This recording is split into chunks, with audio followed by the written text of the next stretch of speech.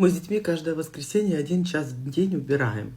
У каждого есть свои дела. Вот мы встаем все втроем и 1 час убираем.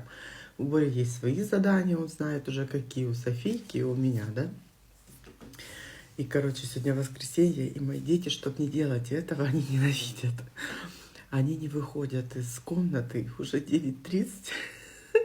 Они не выходят. И такой кайф. Такая тишина. Они не шевелятся. Они не голодные. Лишь бы этого не делать. Я так сижу теперь прикалываюсь. Да скольки, интересно, они дотянут.